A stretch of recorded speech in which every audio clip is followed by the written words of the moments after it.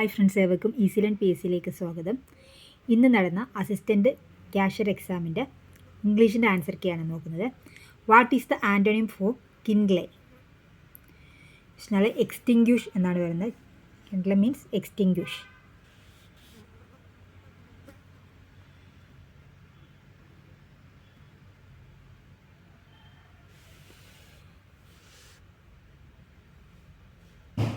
Next one, those spectacles dash of no use to me.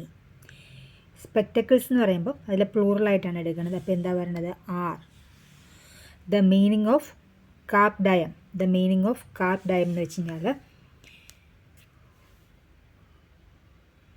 Present day enjoy ചെയ്യുക എന്നുള്ളതാണ് അതിൻ്റെ meaning. The enjoy the present day.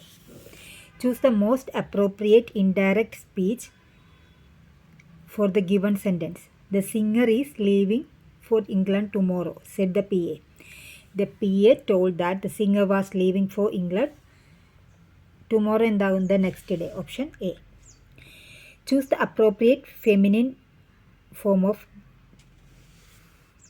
bathe.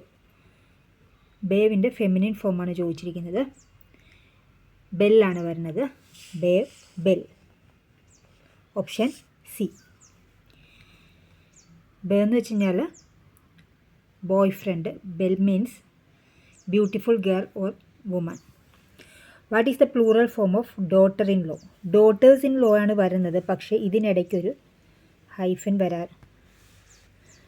ഇതിനിടയ്ക്കൊരു ഹൈഫനുണ്ട്. ആ hyphen ഇവിടെ ഇട്ടിട്ടില്ല. അത് മാത്രമല്ല, ഇവിടെ ഒരു നൺ ഓഫ് ദി എബോ എന്നൊരു ഓപ്ഷനും ഉണ്ട്. അതുകൊണ്ട് none of the above. Which of the following is correctly spelled? Transient. ട്രാൻസിയൻറ്റിൻ്റെ കറക്റ്റ് സ്പെല്ലിംഗ് ആണ് ചോദിച്ചിരിക്കുന്നത്. ഓപ്ഷൻ എ ആണ് വരുന്നത്. ട്രാൻസിയൻറ്റ്. Option A. ട്രാൻസിയൻ്റ് എന്ന് വെച്ച് കഴിഞ്ഞാൽ കുറച്ച് കാലത്തേക്ക് മാത്രം ഒരാൾ താമസിക്കുകയാണെങ്കിൽ അയാൾ ട്രാൻസിയൻ്റ് എന്നാണ് പറയുന്നത്. A person who is staying or working in a place for a short time only, അതാണ് transient. A person who is staying or working in a place for a short time only, അതാണ് transient. Next one, he has left his home. Question ടാഗാണ്. അപ്പോൾ എന്തുവരും?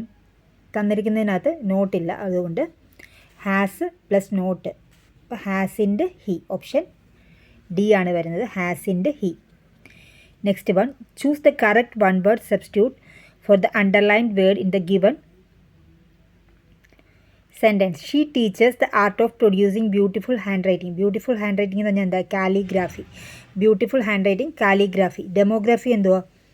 അപ്പോൾ ഇവിടുത്തെ answer വരുന്നത് option A ആണ്. കാലിഗ്രാഫിയാണ് ബ്യൂട്ടിഫുൾ ഹാൻഡ് റൈറ്റിംഗ്.